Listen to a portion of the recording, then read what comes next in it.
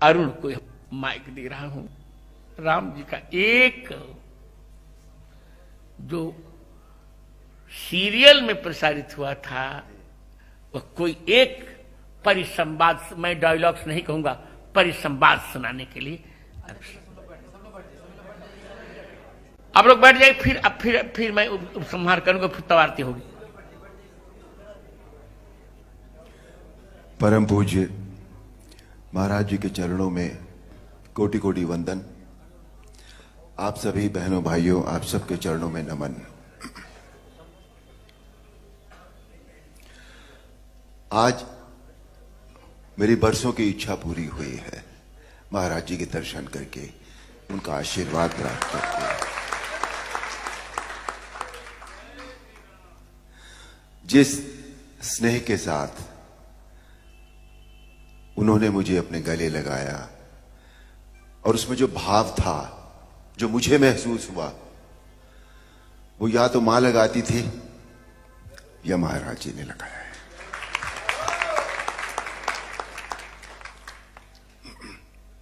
महाराज जी की आज्ञा हुई है रामायण का एक परिसंवाद सुनाने की।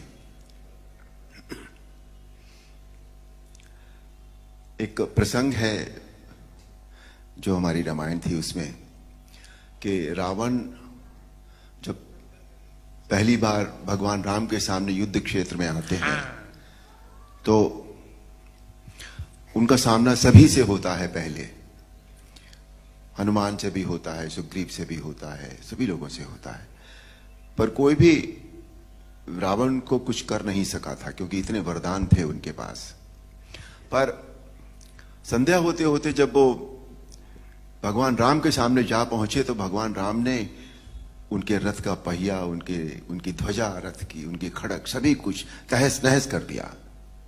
और एक पल ऐसा आया जब सदैव रथ पर चलने वाला रावण धरती पर खड़ा था और तब भगवान राम ने उनसे जो कहा वो प्रस्तुत है। वाह रावण वाह, भगवान शिव के त्रिशूल की भांति प्रचंड वायुपुत्र हनुमान की मुष्टिका का प्रहार तुमने सह लिया। तुम सचमुच परम शक्तिशाली हो, परंतु कितने दुख की बात है कि तुमने अपनी ये शक्ति अधर्म के कार्यों में लगा दी और इस दुर्दशा को पहुंच गए। रावण, भक्त और ज्ञानी में अंतर होता है। भक्त चाहे मूर्ख हो परंतु हृदय का सच्चा और मन का सरल होता है, परंतु ज्ञानी तुम जैसा दुष्ट भी हो सकता है जिसे स्वर्ण अलंका के राज सिंहासन पर बैठकर भी जीवन की अपूर्णता का कांटा चुभ रहा है। तुम्हारे जीवन में इस समय अशांति, चिंता और तड़प के अतिरिक्त और कुछ भी नहीं है। तुम्हारे जैसे हर दुराचारी को एक समय इस बात का आभास हो जाता है कि उसका अंत समय निकट आ गया है और तब वह एक घायल सांप की भांति अपनी सुरक्षा की बिल ढूंढता फिरता है, लेकिन उसे कहीं सुरक्षा नहीं मिलती। वही अवस्था इस समय तुम्हारी है।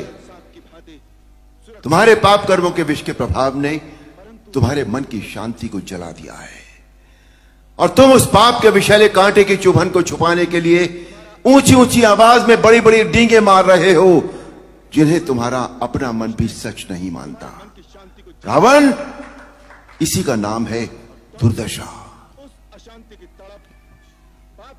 रावण, युद्ध जीतने के लिए धर्म और आध्यात्मिक शक्ति की आवश्यकता होती है। पाशविक बल और अस्त्र शस्त्रों की गिनती से युद्ध नहीं जीते जाते। तुमने एक समय लक्ष्मण से कहा था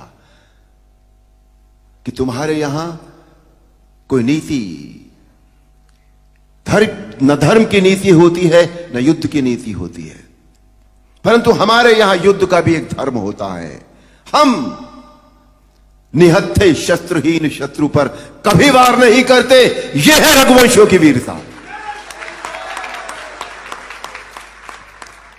तुम इस समय अपमानित अवस्था में, शस्त्रहीन अवस्था में केवल शत्रु की दया के कारण जीवित हो, इसी का नाम है दुर्दशा। अब जाओ कल फिर शस्त्र लेकर आना। और अगले दिन हम सब जानते हैं, आप सब जानते हैं,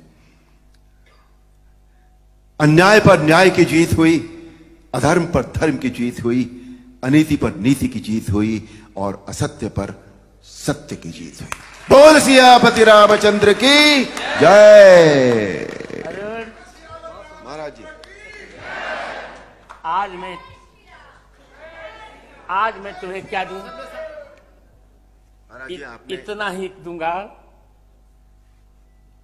तुम में बंद आंखों से मैंने राम जी को देखा है और तुम मेरे छोटे भाई हो, से तुम जान के बोल रहा हूं, आप नहीं बोल रहा हूं। यदि तुम चाहोगे तो जगत गुरु रामानंदाचार्य होने के नाते मैं तुम्हें राम मंत्र की दीक्षा अवश्य दूंगा। अहो भाग्य महाराज, अहो भाग्य स्वामी।